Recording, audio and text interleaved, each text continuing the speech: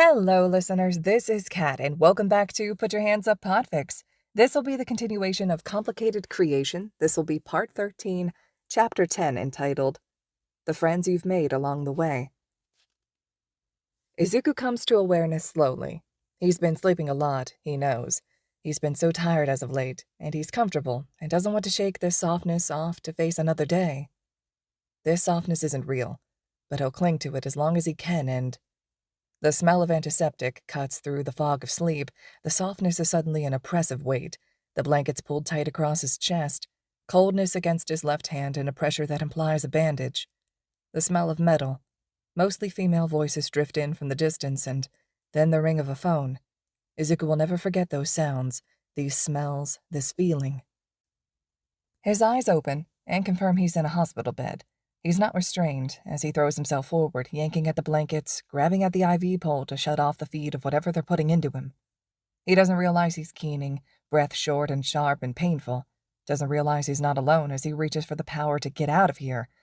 And realizes he doesn't have enough, not yet. Not yet, and if they drug him again, will even remember how to, and... Deku! Solid hands touch him from behind, and Izuku flails out and lands a solid punch on the nurse, which is stupid. They'll think he's a threat now. They'll restrain him now. It's not a nurse. Eraserhead has both hands up, and empty, and moves more towards the foot of the bed. It's all right, Deku. I'm right here. I didn't leave. You passed out last night. You're safe. I'm here. Just breathe. It's a litany, and one Izuku realizes he's been hearing and ignoring since he first woke up. He wheezes as the tension in his chest lets go and he falls forward on the bed, gasping for air. Aizawa puts his hands on the bed in front of Izuku, lets him see them, then gently rubs his back in small circles. You've been asleep for 11 hours. I've been with you, or had Mirio with you when they called me to look in on Eri. You had a concussion. The doctor treated that, and they ran some blood tests because you didn't wake up. The IV is just fluids. I asked them to only do what was absolutely necessary until you woke up. Izuku tries his best to breathe, each gasp coming a little easier than the last. Aizawa keeps going. You're not crazy, Deku. I promise you that. No one here will sedate you or use their quirk against you. You have my word. Izuku manages to sit up and rub at his face. The IV tugs at his hand, but Aizawa's more important. Aizawa looks exhausted, and his hair is messy, and his expression is worn, but his voice is kind, and his hands are gentle, and he's stayed with Izuku all night. And Izuku doesn't want to cry, but he feels his vision swimming anyway. I'm sorry, he says, voice hitching. Nothing you need to apologize for. Aizawa cuts him off. He reaches for the roller clamp on the IV line, and Izuku winces, but Aizawa just checks to make sure it's shut. Thanks for not just yanking that out, he intones, so dry Izuku has to chuckle wetly. I might have done that before, he admits, trying not to think about that memory too hard, eyeing the drip to make sure it's really stopped. It makes a mess. I'll check with the nurse if we can take it out as soon as you're settled, Aizawa promises, and Izuku's so grateful, his eyes well up again, and he has to scrub his face to try to keep them from taking over. How do you feel? Izuku takes stock. Like I've been hit by a truck. Aizawa nods slowly, looking thoughtful. And you've been hit by a truck before, have you? That makes him laugh. No, just a bike, but it feels like that, but if it was a really big bike? He shivers, less from the cold than from the shock and adrenaline. Sorry, he winces as he says it because Aizawa glares at him. For freaking out, I know. Aizawa cuts him off again. That's why I stayed with you. I wasn't going to have you wake up alone. It doesn't matter. He reaches and collects the blanket and pulls it firmly over Izuku's lap, nudging him to settle while raising the bed to support his back. What do you remember from last night? Eri.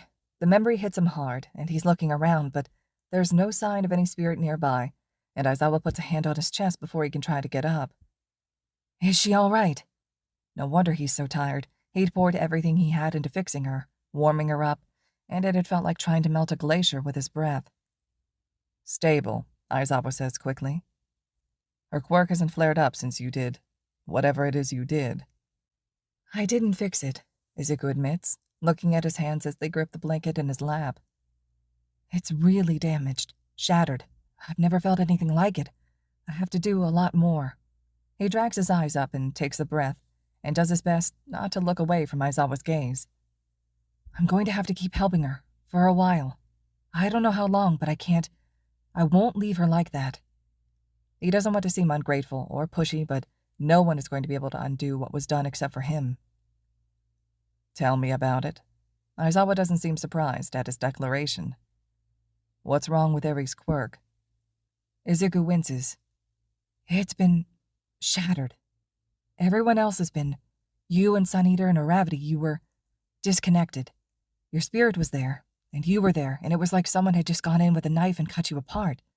The power they gave you was there, but you couldn't use it anymore. I had to—" He gestures with his hands, trying to symbolize it. "I tied you back together." Like a bridge, Izuku thinks to himself, not sure if the thought makes him want to laugh or sigh. "But her power is there, and all tangled up, like it's been cut and reconnected 100,000 times. It felt so brittle." "Chisaki's quirk allowed him to disassemble and reassemble her," Aizawa says tonelessly. "Would that?" "He killed her, and then brought her back to life?" Aizawa blinks like he hadn't intended to phrase it quite that way, but he nods once. "Yes." "Gods." Izuku covers his face with a hand and just rubs at his eyes, digging his fingers in at his temples. He feels ill at the thought. "When you die, your power is supposed to go back to the spirit who gave it to you. And then they move on if they want another human or do their own thing, not that." "That explains why her spirit seemed to take offense at you helping," Aizawa suggests, and Izuku is just so grateful that this man understands now. "He thought I was going to attack him." Izuku is still a little sore from being thrown around. "I think he thought I'd take his name and just keep him for myself. I did that once. I was 8, and I didn't know any better." He knows Aizawa isn't likely to judge him after everything that he said, but it's still something he's ashamed of. "When I was small, when I realized I could, I tried to take Mom's quirk. I wanted a quirk, a spirit of my own, so badly, and I thought—" He'd thought a lot of things, but it had spent 2 days terrified, fighting against him, and when Izuku had finally let it go, it never returned to the house, not once. "I'd never do that, now. They always think I will, no matter what I say. They think what I did to Toga was just the start, but—" He doesn't need to whine about how unfair the spirits are. They're spirits, and they've always been this way. "Tamamo no Mae helped and convinced Eri's spirit I was here for Eri, which is good because, he is a dragon." And he'd called Tamamo no Mae something else. Their conversation pretty obviously showed they knew one another, which might have maybe saved Izuku's life. "I've never met a dragon before. They're so rare." "So she convinced him to let you help, and you did." Aizawa nods. "You passed out not long after that." "I might have used up most of my power," Izuku agrees, feeling like he's forgetting something. "It seemed like the best choice I could make at the time. I knew you and Tamamo no Mae would look after me."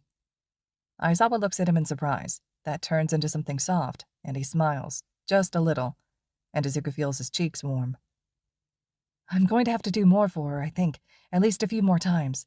But I think her spirit won't attack me again, and—" The rest of the night, before he'd passed out, hits him in a sudden flash of so many teeth, and Izuku stiffens as he remembers the spirit who had appeared next to Mirio, familiar and yet not, and the way Mirio had stiffened, and the way Aizawa had cursed, and— "Oh." "Oh?" "I think you were hoping I didn't remember the last bit." He winces, looking through his bangs at Aizawa. "About Mirio." Aizawa's lips go thin as he frowns and then sighs. "You sure you didn't see a spirit that looked like All Might's?" Izuku considers that, but spirits aren't just how they look, he admits, picking his words carefully. They can change how they look, a lot of the time. It's how he felt.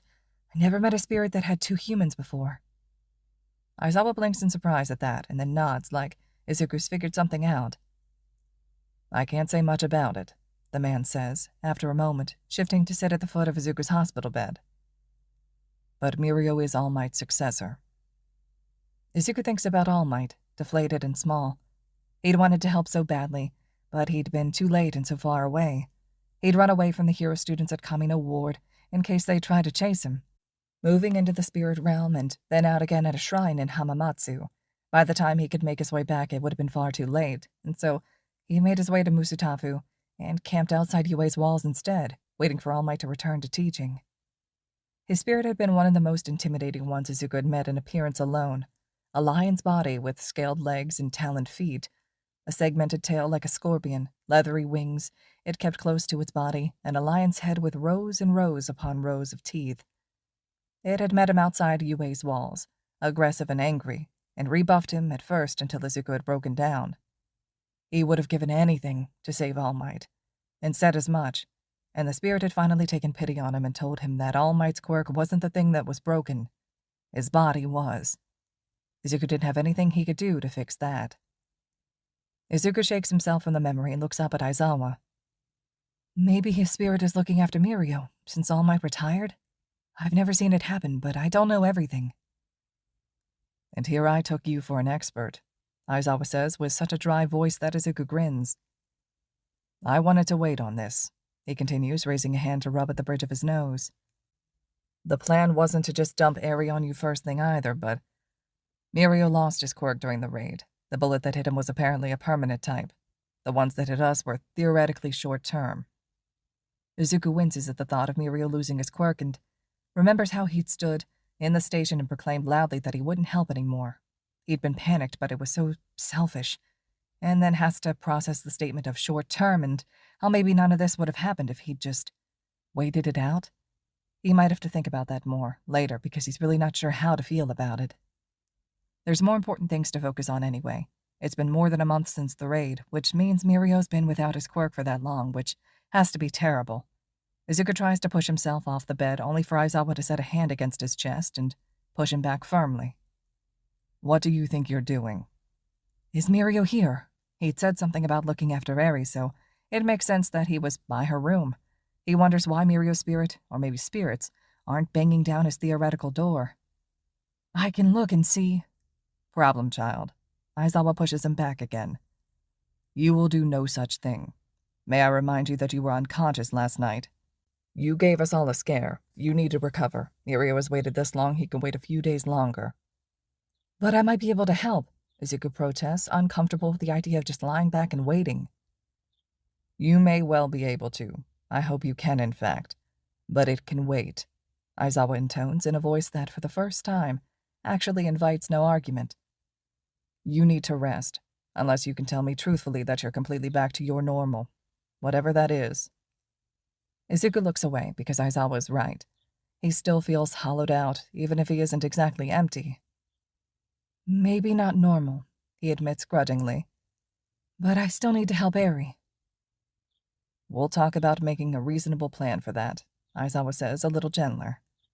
It's good that you want to help, but you're not supposed to run yourself dry to do so, all right? We'll take it one step at a time. I don't know enough about your power, but I know teenagers, and I know heroes, and you look like someone suffering from quirk exhaustion. So we're going to treat it like that, all right? All right. Izuku can recognize that this is an argument he can't win. So what do we do? Will you be all right if I go speak to the nurses and see if your doctor is back yet? Aizawa looks around their small room and then shakes his head, seemingly at himself. Izuku realizes it's because he was looking for spirits when he asks. Anyone here to keep you company? Not right now, but you can go. I'll be okay as long as it's not too long. Izuku's hands fist in the blankets over his lap again. It's not great being here, but it's not too bad. He's not restrained, for one. He's not being drugged. He can handle a few minutes alone. All right. Aizawa nods and pats his clenched hands. It'll be quick. You still have your marker. Izuku blinks up at him, then checks the pocket of his borrowed hoodie where the Sharpie is still tucked next to the knife Aizawa had let him keep. Yes? He shows it. Then redo your marks, Aizawa tells him. It's been more than 12 hours since your shower. Izuku stares at the man and knows he looks surprised because he is surprised, but the surprise turns into something warm and soft inside his chest, so different than the usual anxiety and tension that lives there. Aizawa had remembered. Aizawa had reminded him. Aizawa had sat by his bed while he'd been unconscious and looked after him, and Izuku feels a little misty-eyed as he nods and reaches for his shirt hem to work on the sigils to ward him for the next 12 hours. Aizawa doesn't say anything else. He just pats Izuku on the shoulder and promises he'll be back as quickly as he can. He's anemic, like I suspected, Dr. Ogata says without preamble when Shota finds him and they can move to a quiet corner of the hospital floor. This isn't a conversation Shota wants to have with Deku overhearing, at least not yet. I spoke to my colleague about what to test for, and he's negative for TB and diabetes, and we're running a drug test just to be sure, but if you're worried about use, we should do a full screen. He needs more vitamins in general, but that's to be expected with the brief history you gave, especially D and B and thiamine. You can fix that by getting him to eat properly balanced diets and some supplements, and I don't think I need to point out he's underweight. Shota appreciates Ogata a lot. The man understands him well enough to not sugarcoat anything, and gets right to the point. He continues. Nurse Ito checked him over with her quirk and reports he has healed fractures in his wrists and forearms, healed breaks in 3 fingers that are several years old at this point, a fractured collarbone that happened when he was young, very mild scoliosis, and that he does in fact have a toe joint. She only does bones, but she suspects if someone were to check his joints and soft tissue, we'd see similar evidence of trauma. Shota isn't surprised. It's frankly less of a list than he feared. He is not going to handle hospitals well. I think he'd have teleported straight out IV and all if he had the power to when he woke up. Blind panic. I want to take him home as soon as we can. I'm not worried about drug use, and I can work on getting a full history from him before we run more tests. Ogata nods. Tsukauchi sent the paperwork over so we can release him into your custody. We've gotten fluids into him, and I'd like to give him a full physical, but treatment can start with you if you think it'll keep him from running away again. Shota thinks about the keening panic Deku woke with. There's no way in hell they're going to be able to rush this. I'll get us started. He trusts me at the moment, so I'll work on warming him up to the idea of a proper physical in a week or 2. If you can ask the nurse to get a baseline of his vitals now, and we can see how that compares to what we saw last night, and the next time he works with Eri, it'll be a good start. Ogata pushes his glasses up on his nose. The man had been far more wrinkled when Shota had last seen him. Eri's quirk had put a lot more youthful elasticity back into his skin. Speaking of which, I want the rest of his sessions with Eri monitored. He's glaring, but it's nowhere near his usual force. It's dangerous to have someone with an unknown, untested quirk work on someone so fragile. Notice how you're not suggesting we stop. Ogata sighs and shakes his head. Considering our options, I'm willing to be more lax in protocol if you're vouching for the boy. Simply put, Aizawa, we can't do much for her here. Frankly, I'm going to suggest they pull you from active duty until she's more stable. What? Shota blinks in surprise because the doctor hasn't ever mentioned this before. You were gone for 5 days by our count, more than 5 hours away if something had happened on Friday, and then completely lost to us for 4 days more. In that time, Eri's quirk ate through larger and larger doses of suppressant medication until we were trying to balance between sedating her, controlling her quirk, and not stopping her heart. Cuffs cause her such panic that her quirk turns inward and resets her to a point where she was bleeding internally when we last tried them. Mirio has been an asset, but he is also at a great risk. I can't just keep older nurses and doctors on hand who are willing to chance being hit by her quirk and must be monitored. Ogata looks up at Shota, and his eyes are tired. It's a testament to the fact that what felt like hours in Deku's personal hell was far longer for everyone else.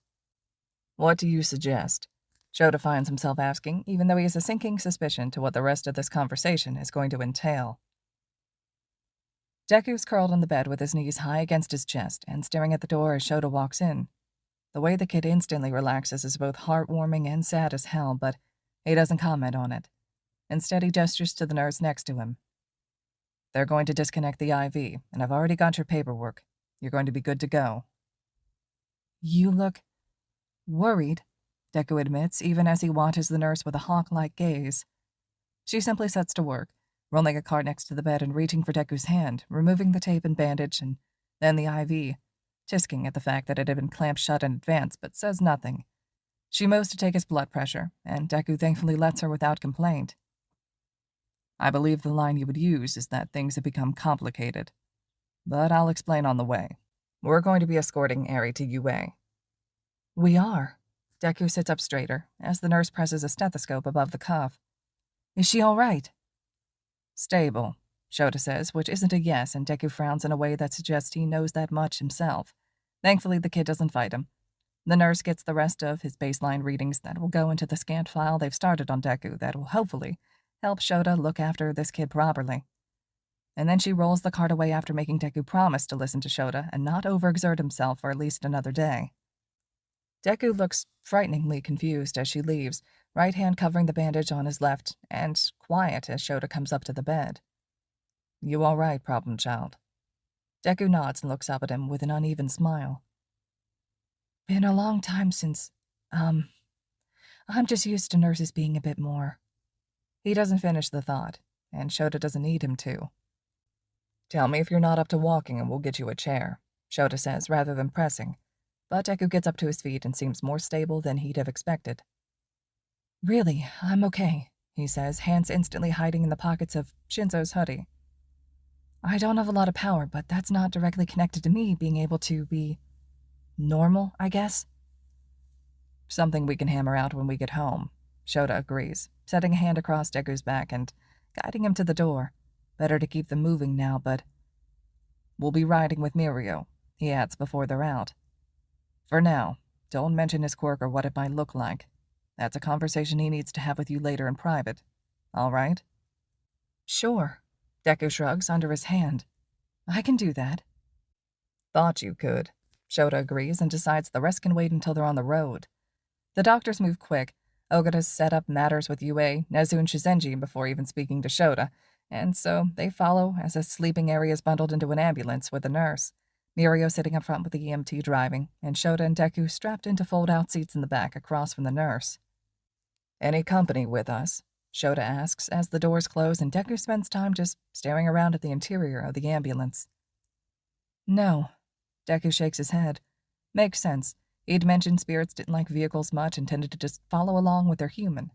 He wonders about how speed works for them, if they have different abilities depending on power and type, but that's a conversation for later. If he winds Deku up on that now, it might last the whole ride. "So, I know I said you had a place with us," Shota begins, and fuck, but Deku tenses before he's even finished saying that much. "Which is still the case. I meant what I said. It's not much to start with, but we can change that. And the offer's open full stop. I also meant what I said about sponsoring you for UA." Deku hunches in on himself. "I can't go to UA," he says, voice small. "I haven't even gone to school properly in years, and I don't—" "I think your quirk has a lot of potential," Shota says, gentling his voice at how small Deku's made himself at the suggestion. "I think you are incredibly intelligent and could become a hero if you wanted to focus on that, or a quirk counselor, or anything else with the right support. We're going to make sure you get that." Deku looks up at him, eyes bright. "I always dreamed of going to UA," he admits, voice hushed. "Do you really think—" "I do," Shota nods. "You'll have catching up to do, but we can work on that. But the reason I bring it up is Eri." "Eri?" "The hospital doesn't feel comfortable keeping her in the hero ward when they can't control her quirk. I can, but it's too far from campus or the apartment to get there quickly. I can't stay away from campus. I've already been away for too long." "Sorry." "Not your fault," Shota continues smoothly. "So while I am still offering you a place with us in our apartment, I'm going to be spending however long is needed on campus to monitor Eri. Shinso stays in the dorms already, so you'd be home with Hizashi in the evenings if you stayed at the apartment. Which I know isn't what I implied." Shota had intended to at least spend a week or two at the apartment in the evenings with the kid and get him settled before returning to the dorms. "Would you be all right staying at UA while we look after Eri?" Deku looks at Eri and seems to be torn. "I don't know," he admits as he watches the rise and fall of her tiny chest. "On one hand, it's UA, but a school will have a lot of people and spirits." "Whatever you need to do to be comfortable," Shota assures him. "You said something about setting wards. Can we do that?" "Not for the whole school." Deku actually laughs at this suggestion. That'd be a lot. And then I'd be keeping spirits from being able to watch their humans, but if I can set up a room, maybe." "Whatever you need," Shota assures him as Eri begins to stir. "And look who's waking up." Eri blinks into awareness, worried for a moment, probably at the motion of the ambulance, until her eyes find Aizawa, and she sits up weakly. Aizawa-sensei, you're back. He reaches to smooth down her hair. At first it had been one of the few places he could touch her without causing hurt, and now it's just a habit that she seems to appreciate based on the way she leans into it. I'm sorry if I worried you, he tells her. I was fighting a villain and needed rescue. This is Deku. She turns wide eyes to Deku, who looks at her with a smile that starts soft but grows and grows in brilliance. It's the happiest Shota's ever seen the kid, and weirdly it also seems to be genuine. Hello, Eri, Deku tells her. It's nice to meet you properly. Aizawa-sensei's told me so much about you. Deku's got a quirk that lets him repair quirks like yours, Shota tells her. We're going to be staying at UA for the next few days so that we can look after you, while I ensure my class doesn't burn the building down. Eri giggles at him, almost silently, but it's still an achievement. When he'd first said anything similar to her, she'd simply assumed he was telling the truth and stared at him. Now she looks around the ambulance and says hello to the quiet nurse before looking back to Shota. Where's Mirio? I'm just sitting up front, Eri, he calls from the passenger seat. Are you doing okay? Yes, she says quietly, then looks up at Shota. I heard someone again. Dr. Okada, he asks, and she nods. You didn't hurt him. Your quirk activated, and he's a bit younger than he was last week, but he isn't hurt or upset at you for it. She doesn't look like she believes him, and Shota makes a note to get the doctor to video call them as soon as they have her settled. Deku meanwhile points out the stickers that adorn Eri's IV and asks her what they're from. When he admits he's never heard of Idle Heart Mermaid Stars and asks her to tell him about it, Shota thinks, well, he thinks Eri's going to have another stout supporter. Good. She needs all the help she can get. And looking after her might keep Deku from panicking too much about UA. All right, listeners, this concludes the first half to Chapter 10. The second half to Chapter 10 will be up next. I hope you all are enjoying this one still. Let me know your thoughts and reactions to this chapter, and as always, thank you all so much for listening.